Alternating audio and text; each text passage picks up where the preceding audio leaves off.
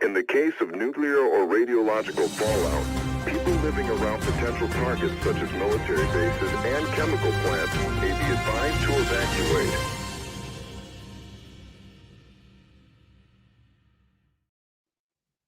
All right, Sublation media viewers, all you crazy commies out there, it's I, Doug Lain. I am the editor-in-chief of Sublation Magazine, the head of the Sublation YouTube channel. I sublate the sublators. I'm the author of books such as Wave of Mutilation, and with me today is Benjamin Studebaker, as always. Ben, you want to introduce yourself? Yes, I'm Benjamin Studebaker. I have a PhD in Politics and International Studies from the University of Cambridge. I have written 2 books, The Chronic Crisis of American Democracy, The Way is Shut, and Legitimacy in Liberal Democracies. Great. So today, what I thought we'd do is I would go over a presentation I gave on Friday. I went to Oregon State University in Corvallis and participated in a panel discussion that the Platypus group had organized there on the question of free speech. It was there with a Palestinian activist, a Wobbly, a member of the IWW, and we discussed the question of free speech. And there were some, you know what, there wasn't enough disagreement. I wanted there to be more disagreement. There was a false agreement between the three of us. But what I thought I'd do is start out by reading the presentation I gave there, and then you and I can discuss it. And then there may be some other things that come up, like how we're all going to be taken over by artificial intelligences and completely controlled by the deep state and so on and so forth. But here's what I said in Corvallis. It strikes me as somewhat depressing that we should need to remind ourselves why civil liberties and especially free speech are necessary in a free society. The arguments for extending free expression universally are fairly old, and in America at least, they have become common sense notions. To rehearse them briefly, John Stuart Mills argued that one cannot have a stable foundation for understanding in advance of testing your understanding's validity through debate and inquiry. We cannot, for instance, decide whether the sun revolves around the earth or the earth around the sun without open exploration, evaluation, debate, and disagreement. Those who claim to know something in advance of argumentation, in advance of reasoning, are actually claiming a power to impose belief. When we ourselves refuse to consider opposing views and think through the best counterarguments that would challenge our cherished notions, we are imposing mere beliefs upon ourselves.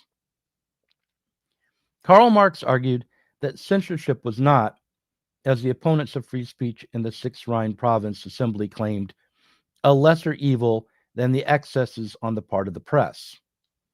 Rather, he noted that while some peoples and nations are more backwards and therefore more prone to error than others, the remedy for the backward people should not be the suppression of ideas and speech, but rather the opposite. After all, the censors in any given land will surely be as backward as the society that produces them, and to become more educated, more informed, more civilized, a society has to claim the right to universal freedom and the right to freely develop. Marx wrote, "The free press is the ubiquitous vigilant eye of a people's soul, the embodiment of a people's faith in itself, the eloquent link that connects the individual with the state and the world, the embodied culture that transforms material struggles into intellectual struggles and idealizes their crude material form. It is a people's frank confession to itself, and the redeeming power of confession is well known. It is a spiritual mirror in which a people can see itself, and self-examination is the first condition of wisdom." I was asked, what is the importance of civil liberties, especially the freedom of speech, for the freedom of society? And it strikes me that the question might presuppose that the wrong proposition needs to be defended. Most all of us would defend free speech, at least for ourselves.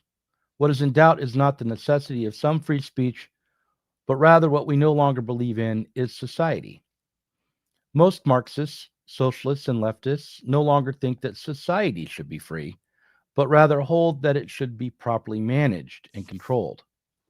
After all, isn't civil society the source of all our misery? It is, after all, where all the mindless shoppers spend their days slurping up toxic products imported from the sweatshops of the world. Civil society? That's the domain of the hedge fund managers, the tech bros, the landlords, the capitalists. And as for the public and the public square, hasn't that been digitized? The public square is now called Instagram, TikTok, YouTube, Facebook, and X. Civil society? Elon Musk owns it. And isn't he a billionaire? Free enough already. Didn't he give that Nazi salute that inspired Kanye to sing Heil Hitler to the unwashed masses? I'm asked, what is the relationship of socialism and civil liberties? I suppose that depends on your understanding of the word socialism. If we think of socialism as the proper management of society and the world as it already is, if we believe that socialists are tasked with making sure the right people are protected from the wrong people, that the right ideas triumph over the wrong ones, and that most everyone has access to just enough food and just enough shelter and just enough screen time in order to survive, then socialism has nothing to do with civil liberty or the freedom or emancipation of society. In fact, socialism and civil liberty are opposed concepts. But if we think that socialism should be understood as a period of transition, that it is the word we use to name the process wherein society, suddenly free, might change its own basis and foundation. If we think of socialism as a political process wherein the working class would have the power to not only deploy a spiritual mirror in which they might see themselves, but also hold on to the self organized power to change what they see, then socialism and civil liberty are nearly the same thing. You can almost speak of the one in the place of the other. If this is how we understand socialism, that is, if we understand it as Marx did when he wrote the Critique of the Gotha program, then asking about the relationship between civil liberty and socialism is the same as asking about the relationship between water and H2O, or the relationship between a chicken and a hen. I'm asked, why has the left suppressed or supported free speech? And what distinguishes its doing so from the right? There is no left. There is only Zool. Or to put it differently, because the left has been absorbed into the state and its dominant party, there is no left in the traditional sense. Since the time of FDR, the left has embraced what it conceives of as the progressive wing of the capitalist state and been subsumed into it. There has been some resistance, but the new left liquidated itself into the McGovern campaign, and recently the millennial left allowed the Sanders campaign to redirect once young would-be socialists back to the state and ultimately to Joe Biden. The left, as we all know, is a term that arises from the French Revolution. In 1789, the National Assembly refused to disband and swore to continue on a tennis court in Versailles. The Assembly represented what is known as the Third Estate, that is, the commoners or the unwashed, along with the landholding bourgeoisie, or as Sly and the Family Stone would label them in 1968, the butcher, the baker, the banker, the drummer, or everyday people. As the National Assembly continued into the late summer and during the many debates held within it, those who were ideologically committed to the liberty of the Third Estate grouped together on the left, and those committed to the old order or the old state, the conservatives and aristocrats, grouped on the right. Some would argue that today there is a new aristocracy. They are called various names: the professional managerial class, the bureaucrats, the deep state operatives, the NGO laptop class, the commies. I would say that whatever you want to call this right wing, it is clearly that what it calls itself is the left. And so the distinction between left and right, as we've known it, has collapsed. The right wing is always opportunistic, defending its own speech and suppressing others. Republican or Democrat act in the same way and represent the same interests, their own.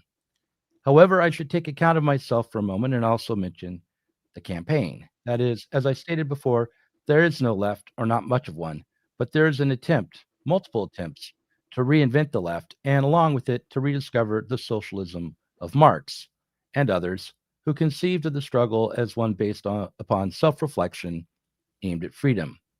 The Campaign for a Socialist Party and my own publications at Sublation are both attempting to become a left, to discover ourselves as everyday people and organize together for freedom, freedom of speech, and more. So before I wrap up, I cited Sly and the Family Stone just a moment ago. I want to close by quoting from a song from the 1967 musical Hair, a song that became a hit for the group The Fifth Dimension, and it's called The Age of Aquarius. I offer you this as a slogan and a call for the left, a call for a socialist campaign that understands that civil liberty and socialism are one and the same. I also offer this to you as evidence that my imagination is and list of references is completely subsumed under the new left. So here's the quote: "Let the sunshine in. Let the sunshine in." Thank you. What did you make of that, Ben? Oh, that was very well put together, Doug. Touching little ending there with the sunshine. Yeah. Yeah. I noticed that, of course, the concept of society or of a people plays a significant role here because we're talking about freedom of that unit. So that Ontic claim, I think, would be one that you wouldn't necessarily find agreement with other members of the panel, but they also probably would not be disposed to highlight the senses in which they disagree ontically with you. Right. I also noticed that there is a progress premise here. And you referred to progress once, I think, early in the talk. This thought that if you allow the society to have its freedom, it will make some kind of progress. In some ways suggests that either we know what the progress is, in which case we would be prefiguring the discussion, and I don't think that would be your commitment, or we don't know what the progress is, but we ought to have faith in it on some level. Yeah. Well, I mean, there are some problems which maybe are insoluble, right? That we may not be able to make progress in every domain. But if to the degree that we can make progress, we do so through public reason, argumentation, deepening our understanding, and a commitment to the freedom to do those things. So, I mean, I know that there's probably more to say there, but that would be my understanding in rough of what progress would mean. Yeah, it seems to me that the people who would be inclined to disagree would disagree either ontically because they don't affirm society or a people, or they would disagree on that progress point.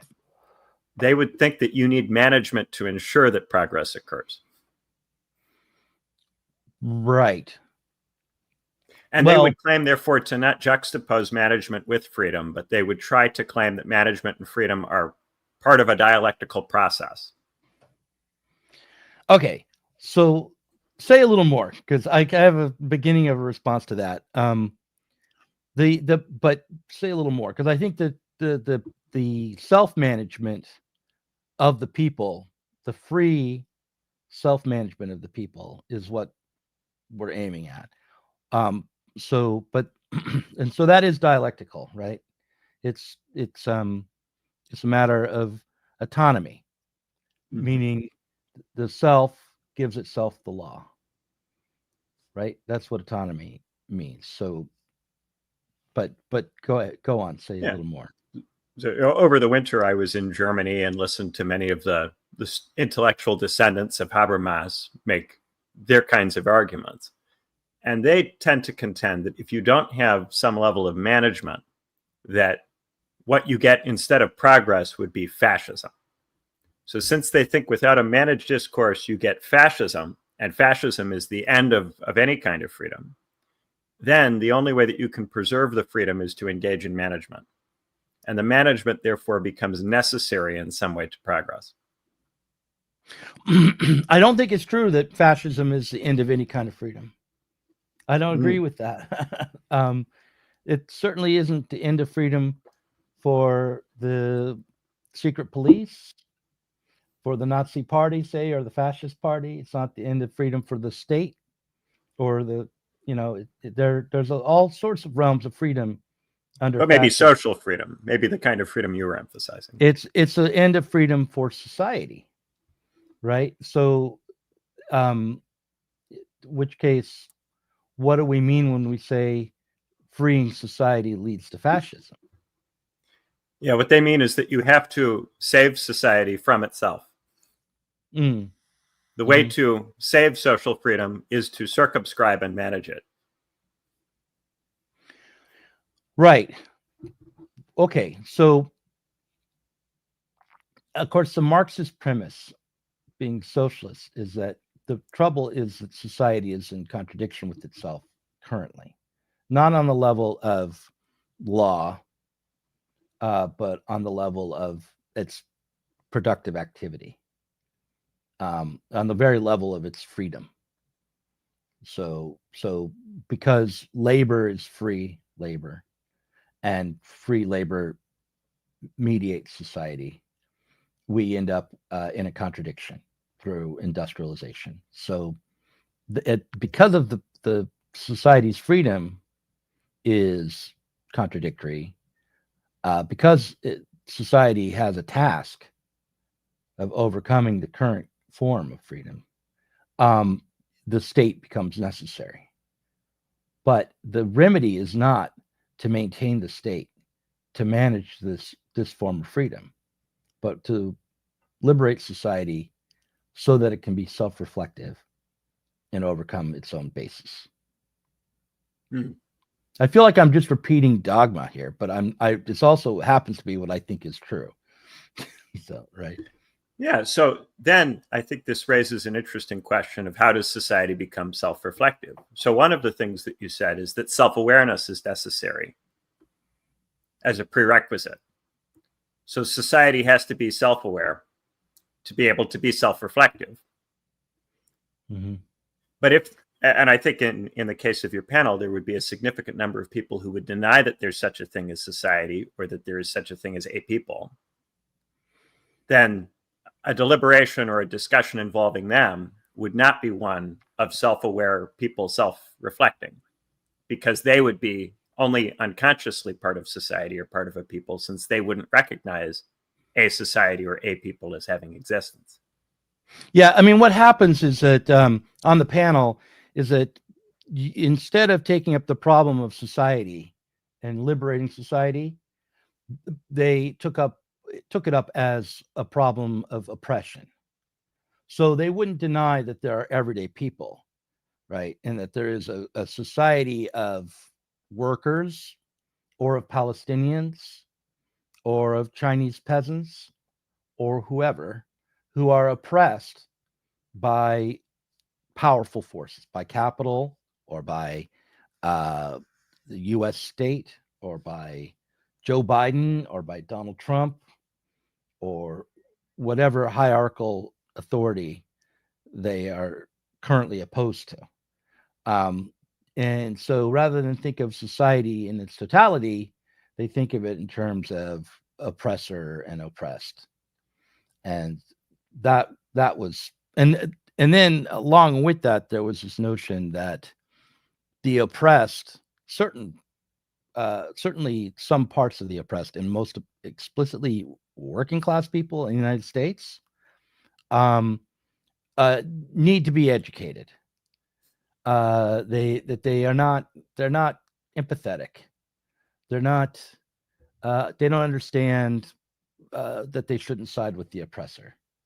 But they do understand their own interests, and you can act with them to defend their own interest against those who are oppressing them. And then over time, they'll come to see their struggle as aligned with all the other struggles. There's a lot of Mott and Bailey stuff going on. They'll say on the one hand, oh, the workers are sufficiently able to understand their own interests to advocate for themselves, but they're not able to understand how their interests fit together in this intersecting way with these other causes. Right. So the workers are able to be self-aware and self-conscious, and therefore to be part of a free discussion that can lead to some kind of progress. but only up to a certain degree. And then as soon as you get foreign policy or imperialism or whatever else involved, then all of a sudden the workers are inadequate to that task. So they can affirm the workers right up to the point at which they stop affirming them. Right. Which is the moment they disagree with them. Right. Yeah. One of the points that I was trying to make with this free speech presentation was that there was a necessity for free speech and free thought within the left. My favorite part of this, the thing that I wanted to emphasize and tried to emphasize in the discussion after, was from John Stuart Mill, where he says, when we ourselves refuse to consider opposing views and think through the best counter arguments that would challenge our cherished notions, we are imposing mere beliefs upon ourselves.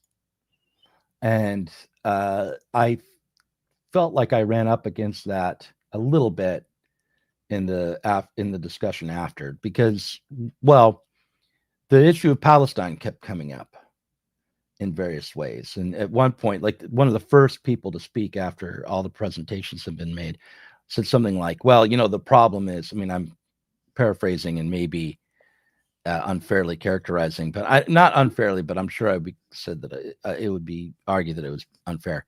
But basically, Israel controls the Associated Press, Israel controls the American media, and therefore the public doesn't understand the need to overcome Zionism. And so free speech in America has to be achieved by basically overcoming the Jew-led media. Really? You were hearing that? Yeah, but it was not said with the word Jew. But but that was like one of the first things that was said in the discussion. That's afterwards. like Red Scare stuff to suggest that a foreign state, that's like Russiagate kind of fear-mongering about a foreign state controlling our media. Right. And I said, look, the problem is not that we're getting bad information from some outside foreign power and that we need who are controlling how we think. The problem is that we can't think. And I gave an example. When it comes to the Palestinian conflict right now, how come none of us have been discussing, or you don't hear anyone discuss, why the peace process fell apart? What happened to the ceasefire? There was an intractable political problem there that we haven't confronted. And it wasn't a very complicated, intractable political problem. At least from my way of thinking, it wasn't that complicated. Somebody has to provide security in Gaza other than the Israelis so that the Israelis can leave. It has to be somebody who's considered trustworthy. This will obviously not be Hamas. Right. It won't be the United States. Therefore, it would need to be some group of Arab states. But the Arab states are not currently willing to provide security. Therefore, the occupation is not able to end. Right. And the way that played out was Hamas was saying, we'll disarm once the Israeli forces retreat. And the Israeli forces said, we won't leave until you disarm. And that was the end of the ceasefire. Right. The obvious solution is to pay the Arab states to provide security, but the Arab states will negotiate and barter over what it is that they are to be paid to do that. And it might be more than we're willing to pay or more than the Israelis are willing to pay. And therefore, this might continue for a long time. I don't even think there's some political problems of providing security as well. I mean, I don't know how much you'd have to pay to get these Arab states to take the political risk of getting involved on that level and to end up, having to maybe kill Arab terrorists in the region, like it would be really, it could be a quagmire for whoever wants to provide security. You need to make sure that the economies of the states that were helping you were growing. You need to be able to provide enough economic development that you would generate an association of the government with success. And this is harder to do if in a larger country with more people like Egypt, where there's major economic problems. You'd have to change the situation economically there. And the Egyptians are right to say this is a risky thing for us to do. And what on earth is our incentive? Right. And you put the Palestinian Authority in as the new governing body of some coalition. What's the guarantee that that won't crack up and lead to continued future conflict? Like it did last time they were in charge in Gaza. So, yes, to avoid getting too far off on the example, they're not really willing to think about or talk about in public any of these difficult problems.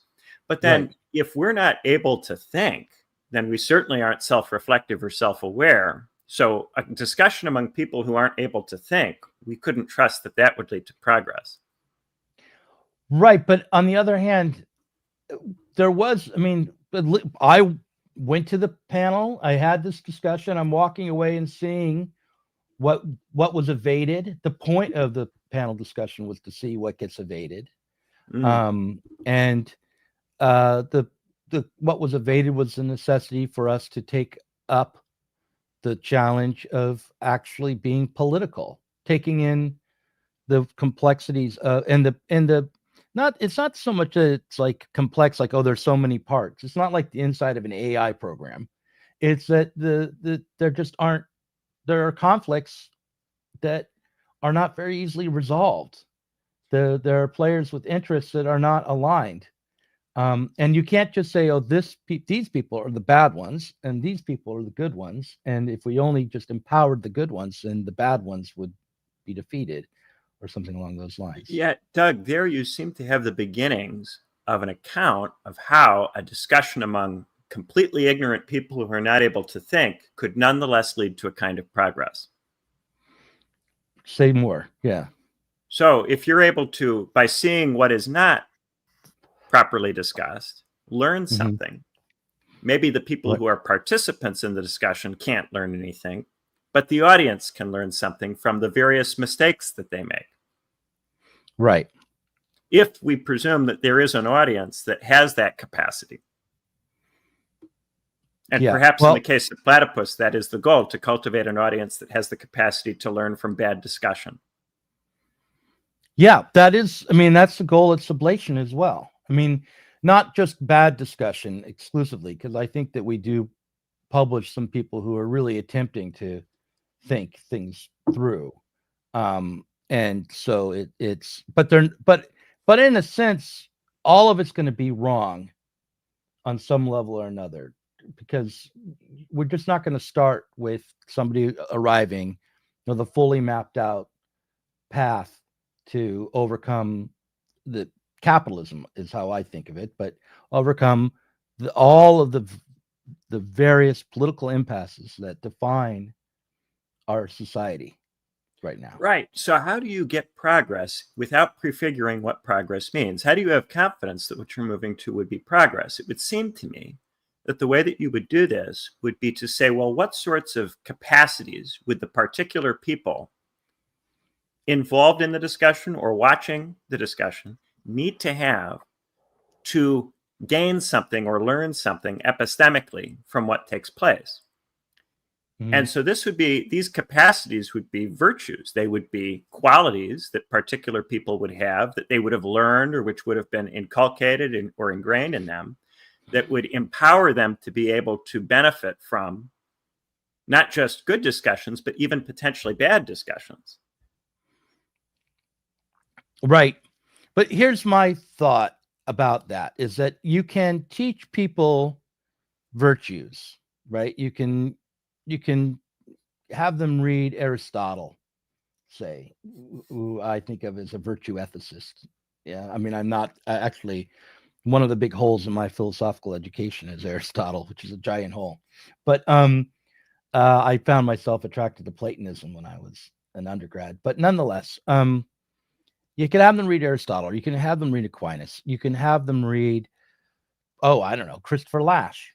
You can have them read a variety of people who are moral philosophers of some kind or another. And they won't necessarily be able to simply apply it or take it up and truly understand it. There's something else that you need. Character formation is different from just becoming familiar with theories of virtue ethics. Right. To actually have certain capacities as a person, you might learn those without reading any text about virtue ethics at all. You might learn that from life. Right. And if society has a capacity to learn, it wouldn't be because everyone in society has read Aristotle. It would be because the various things that people do in life give them certain capacities, ingrain in them certain qualities that allow them to participate in a discussion, learn from it, benefit from it.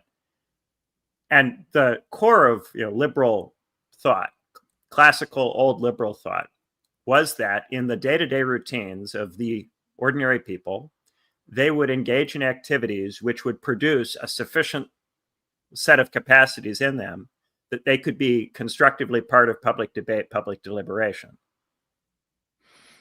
Right. Yeah.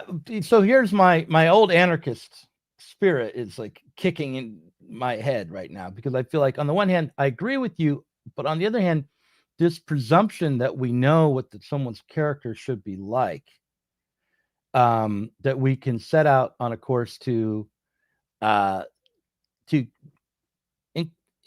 inculcate a population with the right character, not only an understanding of virtue intellectually, but like the right kinds of personalities, say. Well, maybe not understanding, but nonetheless capacities. If we say that we don't know what capacities a person needs to participate in a deliberation, then it becomes harder to argue that there's going to be progress if everyone participates, because people can go, well, how do you know that the people who are participating will benefit or will be able to learn something from their participation?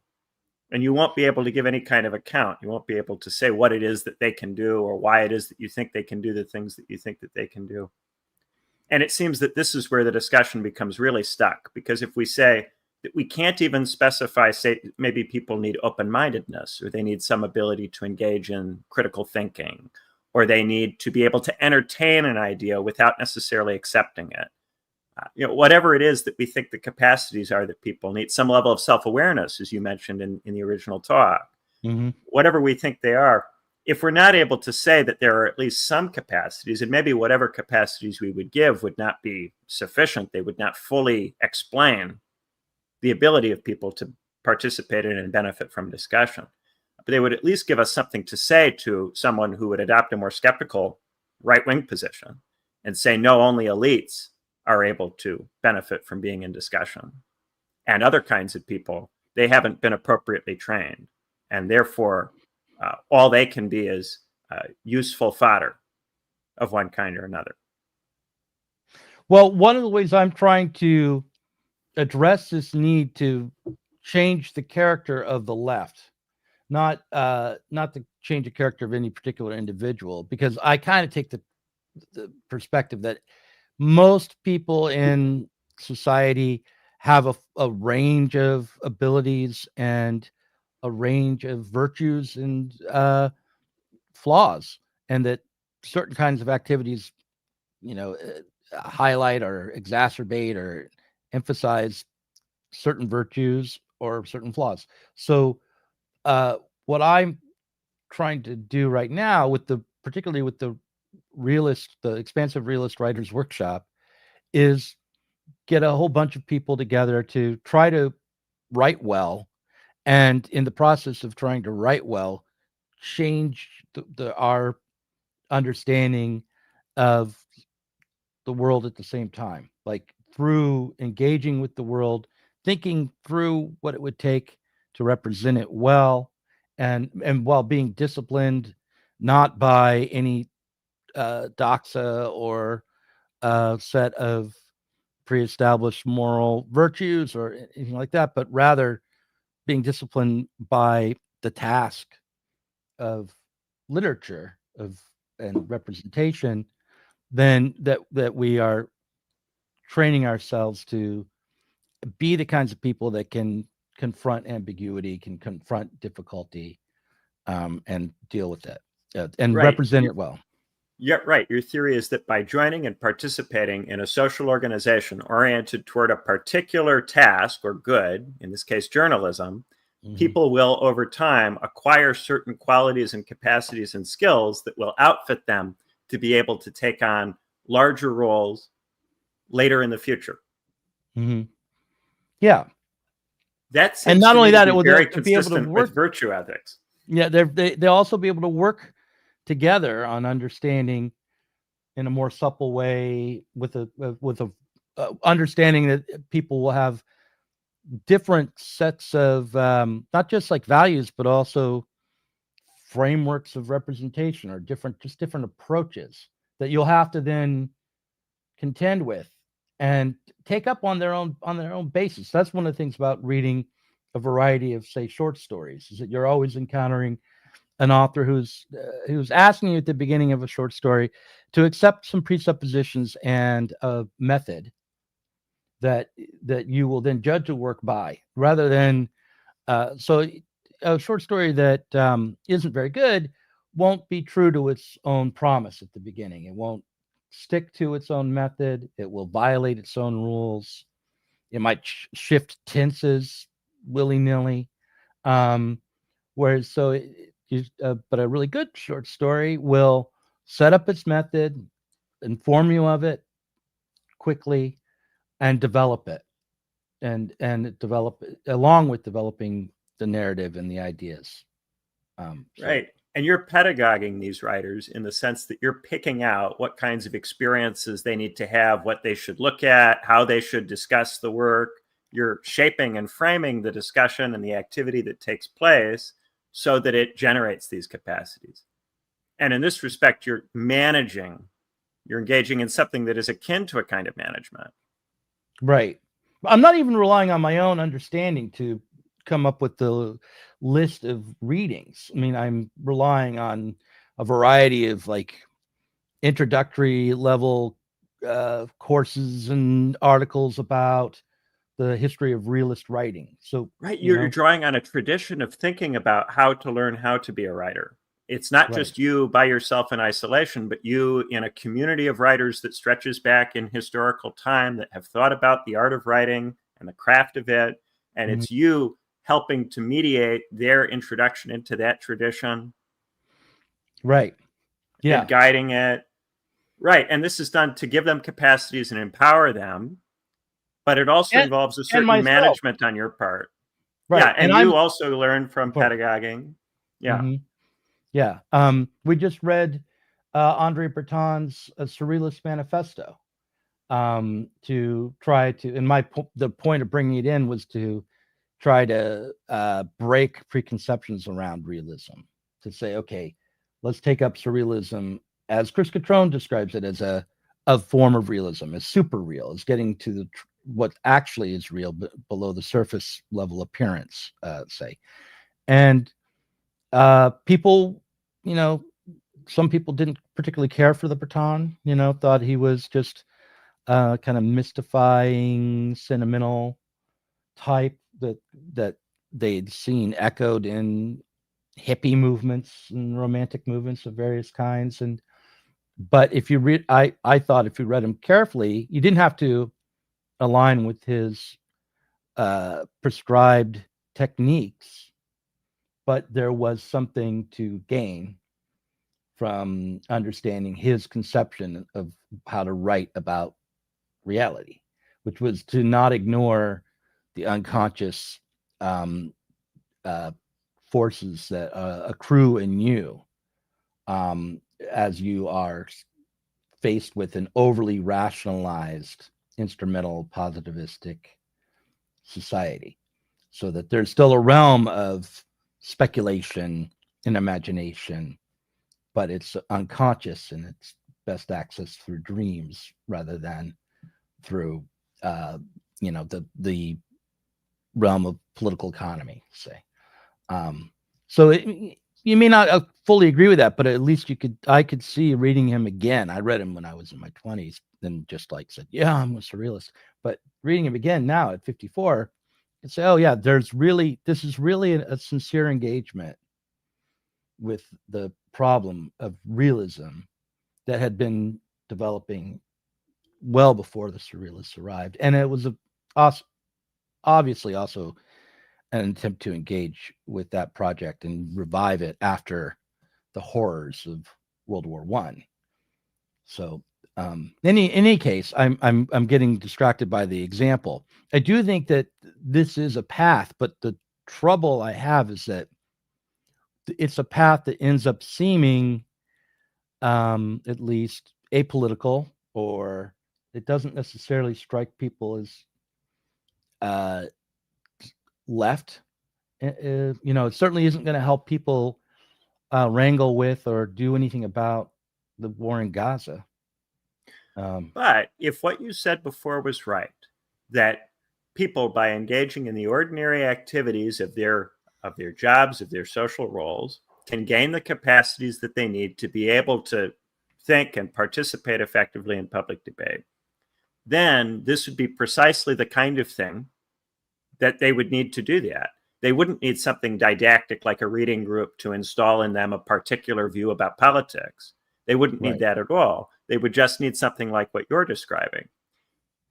The doubt that the progressive managerial people have, they think that in free society, there won't be enough organizations of that type that will be effective. And that instead what you'll get is a gradual running down of the capacities of people to participate and think. And that therefore the state has to make some sort of intervention in society to prevent social organizations from gradually leading people astray and degrading them. And so the real question is, can we have a plurality of different types of organizations that equip people with these skills? Or is that not possible? And the state has to monopolize this capacity and dominate all of the different institutions and structures so as to make them produce the right kinds of subjects. Right. And I certainly don't think that that second thought is correct, but I do think that we shouldn't kid ourselves about the state of a lot of intellectual work within civil society now. Like it's not so much that I think that churches or community centers or the civil society organizations that actually are from civil society right now debase people. No, I don't think that at all. But I do think that there's not enough of them. There are too few of them, and that those people who would take up the task of being educators and particularly being political on the left are in desperate need of those institutions, actually. Yeah. So once we say, okay, we have a large part of the population that is inadequately socialized, is not well enough socialized to perform its task, then the question is, how do we solve that problem? Can it be bootstrapped through society, or does it require some sort of state intervention? Or perhaps there could be some sort of dialectical process, including in various ways both of these, with each influencing the ultimate direction of the other. Well, what I think about that is I return to the quote from Marx in my little presentation, which is that whoever might take up the task to intervene from the position of violent authority, which is what the state is, would certainly be no more advanced and no less likely to be in error than the society which has produced them. If the problem is that the society is regressing and society is kind of working against itself, then the managers of that society are going to be in contradiction to themselves and just as fucked up as the society that produces them, I think. And yet, in the era of the enlightened monarchs, the side of the king was often taken because the king was working against the first two estates. The third estate allied with the king, allied with the state against the first two estates. So there have been instances where there has been a championing of the monarch against other social forces because it's perceived that this will create an opening or an opportunity for a greater level of emancipation. Right. Well, I mean, in the United States, I just watched the John Adams series, right, with Paul Giamatti. In the United States, the monarch is a president, right, and he represents civilian authority, and now even more than in the early days, represents the will of the people because there's a popular election, and so this is the argument for Trump's grab of power as the executive, right, that's trying to break the power of the permanent administrative state and put it back into civilian control. And I can see an argument for supporting that move, even though he is the representative of the army. He is the commander in chief. So right. So it can't just be that because the state is associated with coercion and violence, we must necessarily negate and oppose the things that it does, because that would mean completely negating anything that comes from the president, regardless of its content. We can't be having that position. Right. And yet, conversely, there would be an insufficiency of that. If ultimately the goal is some kind of social freedom, there would have to be some story in which ultimately the actions of this state contribute in some way to social freedom. And since to some degree the state has an interest in monopolizing or centralizing power around itself, there will always be reasons to be skeptical of the state's commitment to social freedom, no matter how much the state voices such a commitment. And yet also, there have clearly been instances in which things the state has done have contributed in some way to social freedom. So we have to think about it critically. Yeah, well, that's the thing. We need to think about the state and the way in which society tries to use the state critically, and where we align and when we align with aspects of the state, we have to think about those things very critically. And I think we can say, for the most part, the political aspects of society that rise up have not been critical enough. A recent example is, and this is, will speak to my paranoia. Kash Patel recently said, you know what, we've looked into these attempts to assassinate Trump, and there is no corruption. They don't come from the state. There's nothing to see here. Move along. And Michael Tracy, the journalist Michael Tracy, was like, people are dogmatically insisting that there really was corruption in some state conspiracy. But even in the face of Kash Patel, who would have no reason to lie to you, as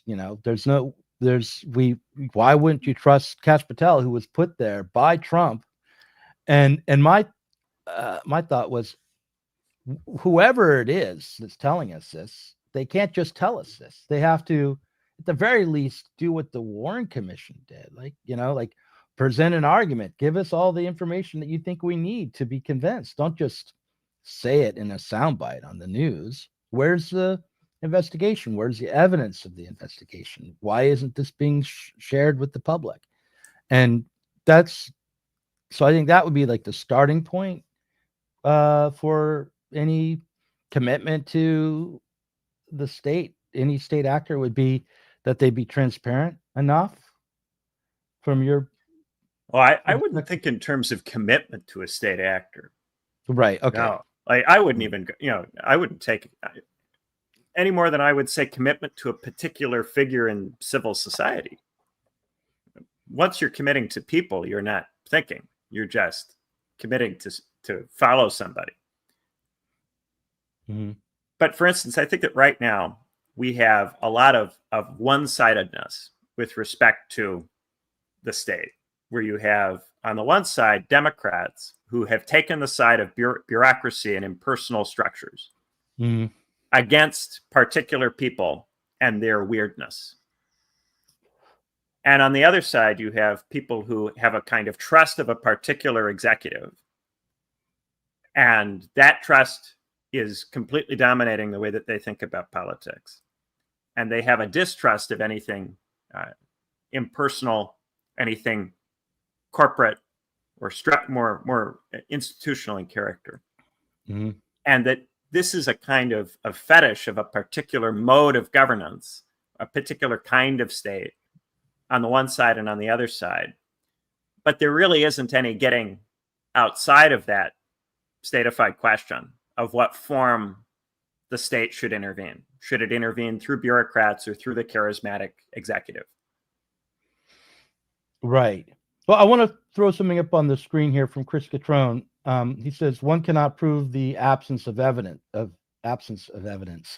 When that was in response to me saying that we needed to get the evidence from Kash Patel, and you can prove when someone is merely making an assertion rather than presenting you with the results of their evidence. So that you can't prove that any particular that they're ignoring evidence that you don't have access to, like, for instance, like the weapons of mass destruction that were supposed to be in Iraq. They went in and they didn't find any weapons there, and we said, oh, but they didn't look. What about over there? Or I don't believe that they looked well enough, and that kind of thing. But if they had simply said there's no weapons of mass destruction there, but they hadn't investigated and they didn't make their the results of their investigation known, then we could say, well, that's just in this bare assertion. That's not good enough, so anyway, so there is a way to demonstrate that there's a lack of evidence is when there isn't any evidence presented at all. I think. Oh, you have to have some kind of presumption of evidence. So either you are presuming innocence until there's proof of evidence, or you are presuming guilt until proof of evidence. Generally, we say innocent until proven guilty, though I'm sure there are certain kinds of strange situations in which it makes sense to not think like that. So in the case of Iraq... Yeah, well, in the case of investigating an attempted assassination on a political leader, I think that the public should hold that until they're given some evidence that there wasn't corruption, there wasn't some state power involved, they should presume there was. I think that's a good rule of thumb.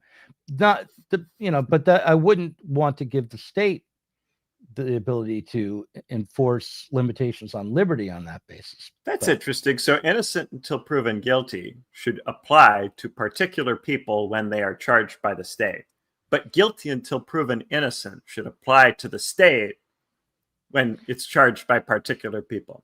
Yeah, I know it sounds bad, but I really actually think that's right, because we should understand that the state is actually is there due to our own failure to be able to self-govern, and the aim should be to self-govern. So we should understand from the get-go that the state is a violent authority that imposes itself on us because at the moment we need it, rather than just another citizen like us working within society.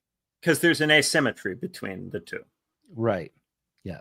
And that does seem to be an important factor here. There's an asymmetry. So, and Chris Catrone says, not giving benefit of the doubt is a little different than assuming guilt. Yeah, well, yeah. I mean, obviously, if I assume guilt in this situation, not to be able to pass a judgment or a sentence, but rather in order to motivate myself to investigate, to say, this, I'm not going to take this at face value. This is where the metaphor to the legal system starts to run out of steam, because what do you do if you judge the government to have been corrupt? You don't incarcerate the particular people in the government. You vote them out, which is very different. But what a lot of people want to do lately is to subject everything to a judicial analogy. Right. And so if they think that there's government corruption or there's bad government behavior, they want to put people in prison all the time. They want to charge them with crimes all the time. They want to inject this judicial thinking into parts of the system that are meant to operate in a political way. Yeah. Because they have no ability to stay in the political. They're constantly injecting judicial thinking. Right. I mean, there may be an instance where in the investigation of systemic corruption, say like in COINTELPRO, a few people might face criminal charges, but don't think that those criminal charges aimed at those few people is the end of the matter. If it, to the degree that it is, you've failed, I think, because and this is another kind of technocratic management. It's an appeal to something outside of the political to judge or intervene as from outside in the political. The reliance on the judiciary to come in to the political and tell political figures how to do politics. Mm-hmm. This is a symptom of the dysfunction of the state, that it's having to turn to this legalistic mechanism. Again and again, Mm-hmm. over and over and over, like multiple times a day, it's happening. Yeah. We've actually almost gotten through this hour here. I guess I want to try to wrap up a little bit. It seems to me like that you and I need to continue to debate about the need to train people to have these virtues or not. You're winning me over in this round, and you consistently do that, Ben, because you're so smart. And I have to think on my feet when I talk to you to defend what I think of as my point of view. But maybe you're just going to win me over with pure reason here. But I feel like what I want to talk about in the after party is this question of developing a culture on the left that would be able to learn from something like this platypus panel that I was a part of, or even better ones, right? To learn maybe negatively, see what's being evaded, and also be willing to start from a certain level of ignorance, like to learn through the necessity for learning rather than a pseudo learning where what you're learning is who believes the right things and who doesn't, or something like that, which is, I feel like that's how most of our politics is operating right now. So who, this friend enemy distinction, and who believes the right things and who believes the wrong things, and trying to ferret out who those people are. Yeah, and therefore trying to make particular people guilty and put them in prison because you aren't able to deal with it at the level of something more complicated. Right. Right. And even if you can't put them in prison, you can just decide they're canceled or do reputation destruction or you put them in the box of criminals who were never charged. Bush gets treated this way all the time. Oh, he's a war criminal who is never charged. This is not the right way of thinking about a president of the United States. Right. And international law didn't do us a favor by coming up with this category of war criminal, which allows us to avoid the political when we talk about war. Say a little more about that. I agree, but I mean, spell that out a little bit more. What happens when we have, referent to this category of war criminal? What are we presuming? When we call someone a criminal, we're presuming that the structure operates fine outside of particular people who deviate from its norms. And these deviations are removed from the structure, are not treated as themselves outputs of the structure. Mm-hmm. And in this way, the structure is preserved from the accusation that it generated the atrocity. If you say that particular people strayed into criminality, this becomes a way of saying it was a few bad apples and washing your hands, which for me is the real crime of again, shouldn't use that word crime. The real wrong or injustice of Nuremberg was to suggest that the Nazi regime came down to war criminals, came down to a kind of criminality. The Nazi state was far beyond the category of the criminal. It was political and social failure of enormous scale and scope that is difficult to comprehend. And to label particular people criminals as a way of explaining it is so lazy and so stupid and so small-minded Yeah, but I mean, And- in that That has been context, the frame of analysis ever since. in that context, the point of that was to reestablish a state authority and governing system that would be seen as legitimate, and to tamp down popular unrest and popular politics. To sanitize the very system which produced Nazism. Right. That was its purpose. Yeah. Right, because the system that produced Nazism was not just in Germany. It was a global system that had gone through 2 world wars and where you can see the same basic structures rising up in the United States, the Soviet Union, Italy, and Germany. According to someone like Moishe Pistone, there was a similar form of governance that took hold and became universalized. And the worst of that system, the worst example would have been Nazi Germany. So this is why I think international lawyers have made a fundamental mistake about the nature of the whole system. Their choice of career is emblematic of a fundamental mistake which they made at an early age. And then once you become an international lawyer, you're now committed for an income to this mistake that you made as a child. You have to continuously rationalize the mistake. Yeah. Well, listen, everyone should go and join us in the after party on Patreon. We'll have more discussion. I have a clip from a documentary about Cornelius Castriatus, which may or may not be informative, but I'm going to run it. Damn it! And we'll see you at 10:20 on Zoom if you go over there and sign up for the Patreon. Thanks. In the case of nuclear or radiological fallout, people living around potential